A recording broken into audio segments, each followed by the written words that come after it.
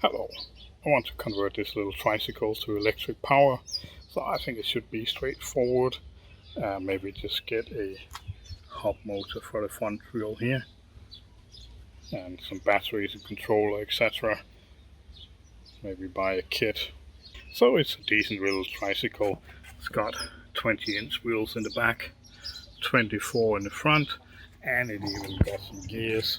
See here, got 7 gears, and see down here. So I would still like to be able to ride it as a normal bicycle, but just add optional electric power. So I thought that would be a fun little project. So I bought this little kit here. So it comes with a hub motor, 350 watt, some kind of control unit here. This is 36 to 48 volts, 350 watt, and some controls here need to fit on the bicycle. So I think I paid around 140 US dollars, so not too bad. Chicken. So let's try mount it, see how it goes. Okay, I finished mounting the hub motor kit, and it went quite smooth, no problems really. The only difference really is that the axle size here is 12 millimeter, where on the old wheel it was 10 millimeters. So I had to enlarge the holes in these supports here for the front basket and the fender, but no problem. And also I had to change the shifter. So the old shifter was this style here, but there's no space for that, so I just found a normal style shifter here that works fine. I do like the old grips better. I guess can't have everything. So anyway, I mean, this grip is okay, no problem. And the same over here. So of course I need to put a control box somewhere. I haven't decided yet, but I think maybe on the outside of the basket down here. But I want to test it out first, make sure it's running and everything is working correctly. It's time to look at batteries for this little project. So the hub motor I got specified needing a battery between 36 volt and 48 volt nominal.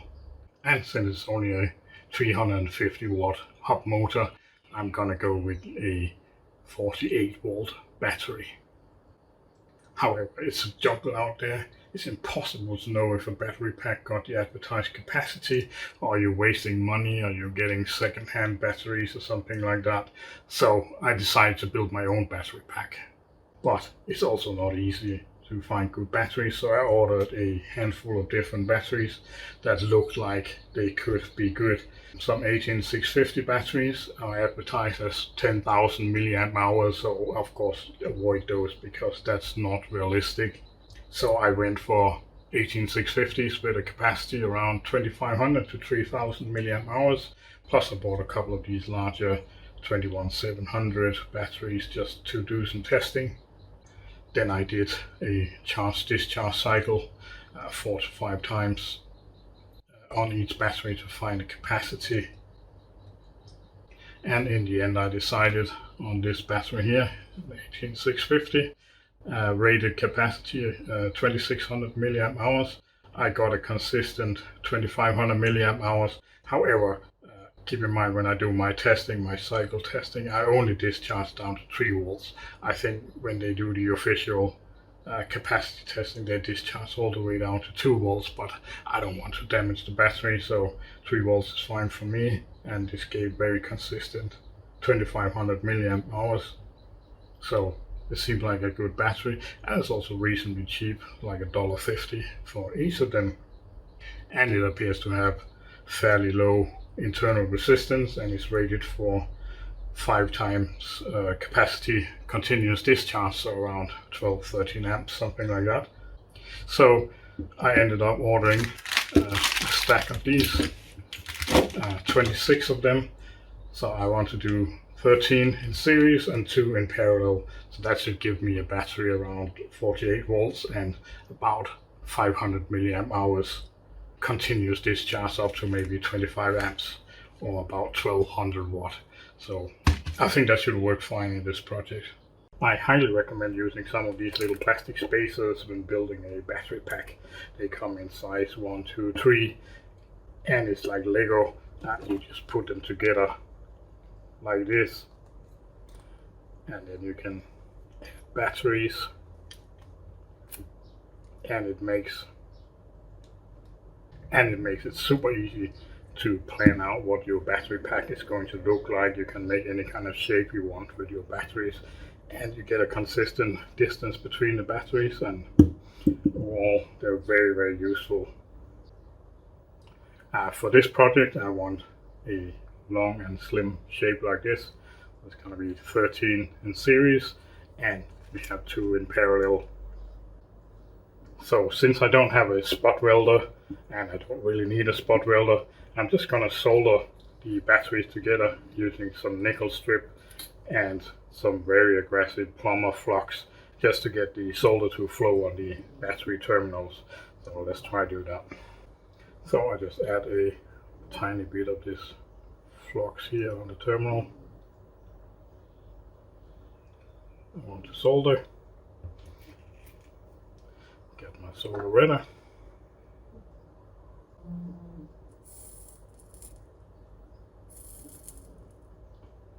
There we go.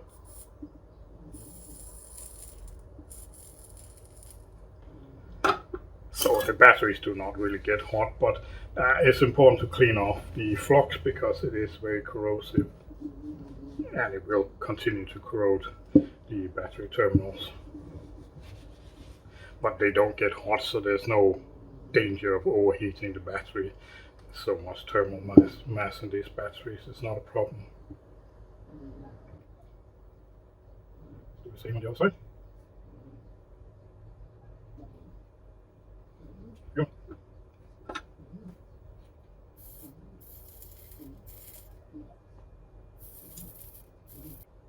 And clean off flux.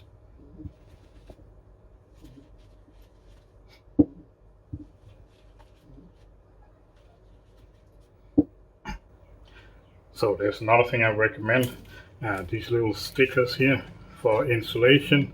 So it's just to help the insulation on the positive terminal here, like this.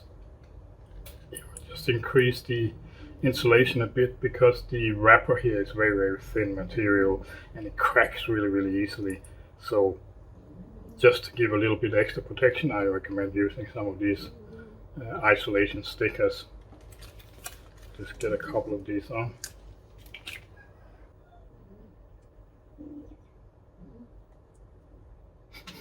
And then we can start putting our battery pack together. So we'll start with the positive terminals up here. Put another one on the bottom here.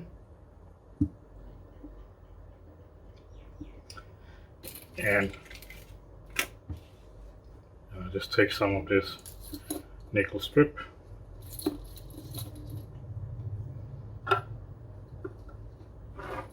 Get a little bit of solder on my iron.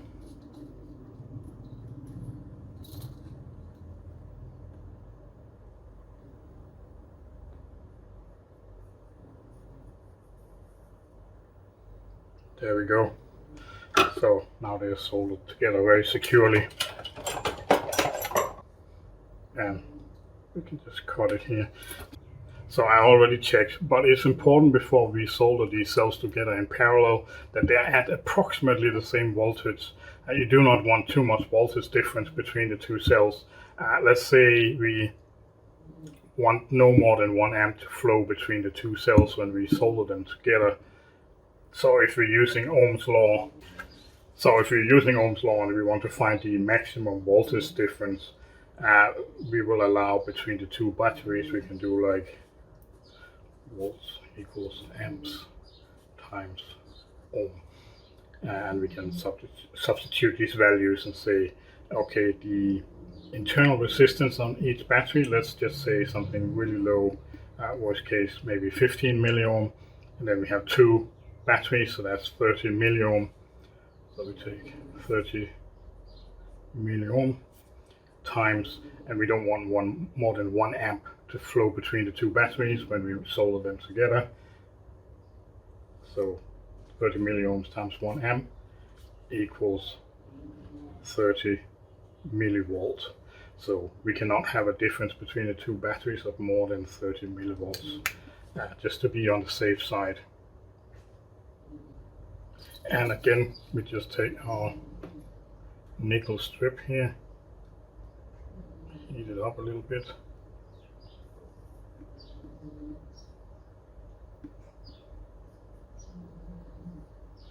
and there, and we got a solid joint between the two batteries.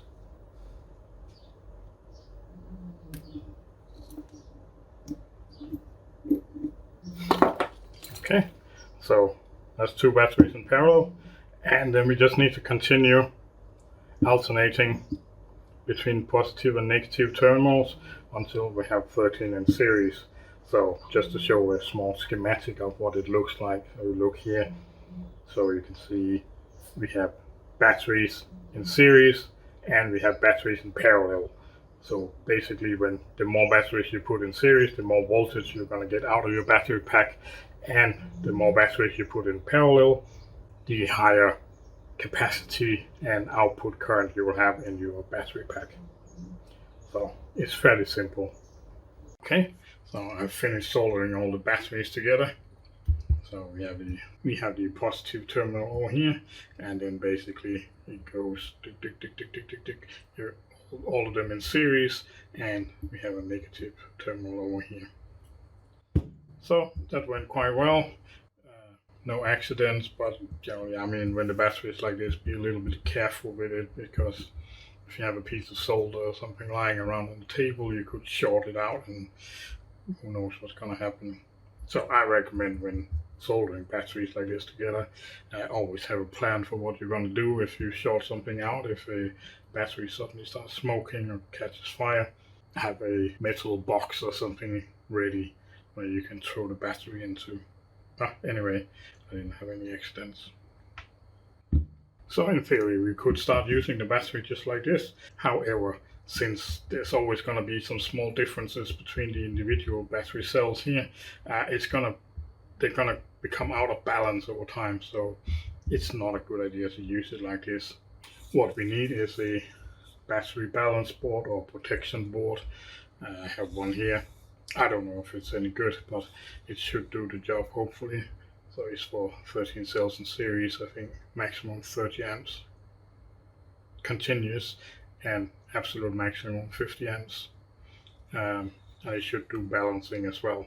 So we have all these wires we need to solder in between all the cells, so it can keep track of the voltage. It should also do under voltage protection, so I think it will shut off if a cell becomes less than 2 volts, or when we're charging, it should also protect that none of the cells should get charged more than 4.2 volts.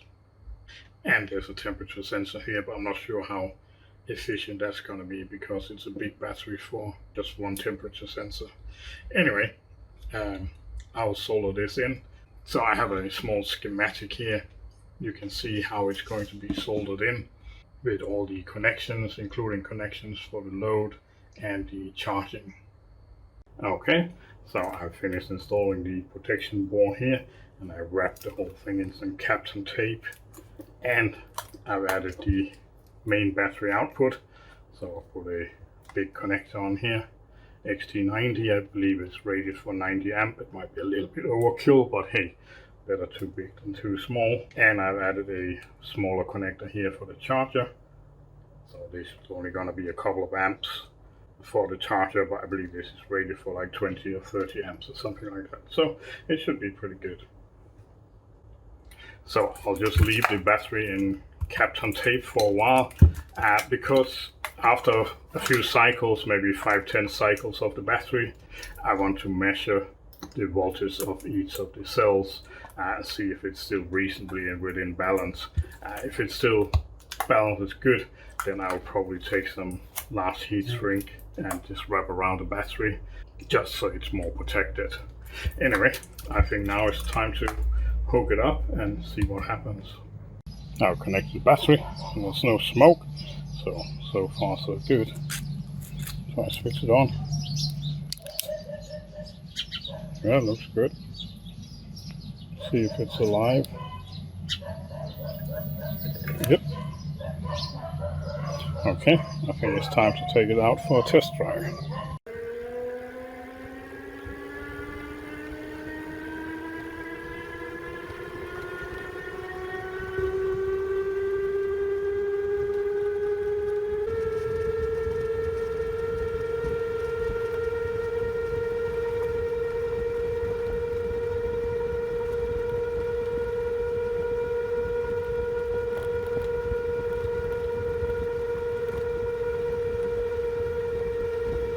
The test drive went well, and according to the GPS on my watch, I reached a top speed of 36.8 kilometers per hour and drove a distance of just over 10 kilometers, and there's still some juice left in the battery, so that's quite good. I expected it to be slower considering the motor is less than half horsepower, but I think it's a very suitable speed. I wouldn't want to go any faster without upgrading the brakes. Anyway, I primarily built this for my wife, but I think I'll use it as well. It's good for a short trip down to 7-Eleven or some minor shopping. It will be interesting to see how the battery holds up over time. I might do a follow-up video in a couple of months, just if anything interesting happens. Anyway, that's all for this video. Thanks for watching, and I'll see you next time. Bye bye.